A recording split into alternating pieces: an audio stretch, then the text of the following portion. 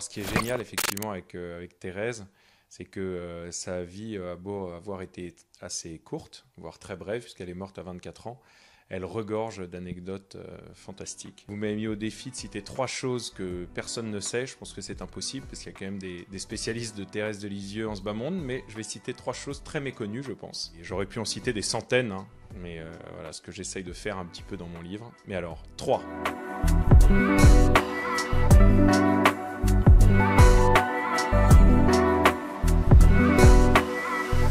Premièrement, elle signait ses courriers du surnom de Teresita, ce qui peut paraître assez étonnant puisqu'elle n'avait rien ni d'espagnol ni de sud-américain. Simplement, en fait, quand elle se rendait au Carmel pour voir ses grandes sœurs qui étaient déjà entrées à Lisieux alors qu'elle était petite fille, elle allait au parloir derrière la grille, hein, ainsi que c'était encore à la fin du 19e siècle au Carmel, et les religieuses la trouvaient ravissante. D'ailleurs, elle en avait marre d'être trouvée très jolie, elle trouvait que ces religieuses étaient parfois un peu superficielles à s'extasier de sa joliesse alors qu'elle aurait préféré qu'on la considère comme une grande spirituelle, et l'appelait Teresita, du nom que la grande Thérèse d'Avila au XVIe siècle, réformatrice du Carmel, donnait à sa nièce Teresa affectueusement. Ça a amusé Thérèse de s'entendre ainsi appeler Teresita, et elle s'est mise à signer tous ses courriers Teresita. J'imagine que dans la vie courante, même si j'étais pas là dans sa maison, tout le monde l'appelait Teresita. Donc voilà, c'est bon à savoir. Si vous voulez lui parler au ciel, on peut tout à fait s'adresser à elle comme Teresita.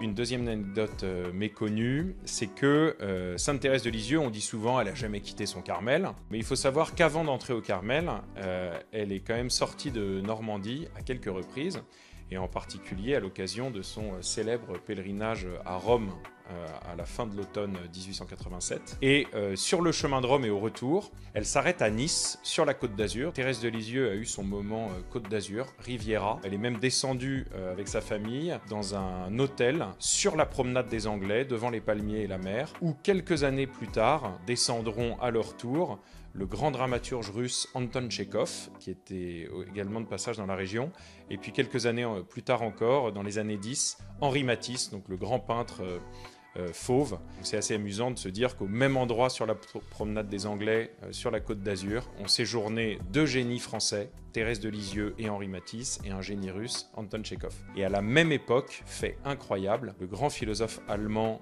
athée Friedrich Nietzsche résidait à Nice également. Donc je me dis que peut-être que Thérèse de Lisieux, 13-14 ans, sur la promenade des Anglais, a croisé Nietzsche avec son énorme moustache, peut-être même qu'ils se sont regardés. Et pour l'anecdote théologique, l'immense théologien du XXe siècle, Hans Urs von Balthasar, disait que Thérèse de Lisieux était la seule réponse dont disposaient les catholiques pour répondre à Nietzsche de manière convaincante. La dernière petite anecdote aussi que je voudrais dire, c'est qu'on s'étonne souvent que l'Église ait fait de Thérèse la patronne des missions. C'est vrai que ça peut surprendre, même si on sait qu'évidemment par sa prière inlassable, elle priait pour le monde entier, et puis elle était en correspondance avec 2 jeunes missionnaires qui étaient partis en Extrême-Orient. Mais c'est pas tout, parce qu'en réalité, Thérèse était prête elle-même à traverser le monde pour aller vivre l'évangile à l'autre bout de la terre, puisque le Carmel de Saïgon avait été fondé en 1861 par des religieuses de Lisieux. Le Carmel de Saïgon, qui était tout jeune encore, avait besoin de renfort. Et Thérèse disait qu'elle était tout à fait prête à partir. Ça aurait été un déracinement pour elle, parce qu'on sait qu'elle était à Lisieux avec ses sœurs de sang au Carmel. Et finalement, c'est les médecins, voyant sa santé trop fragile et se détériorant rapidement au début de l'année 1897, qui se sont opposés à son départ.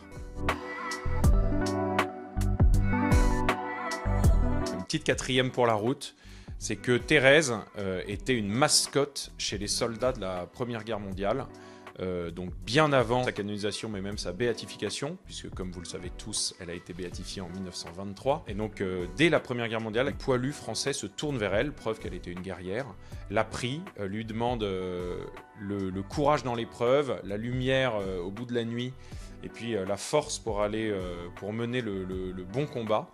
Et sa réputation grandit tant et si bien que même du côté des lignes allemandes, on se met à prier Thérèse. Et donc en fait, elle était priée par les soldats français et allemands au même moment.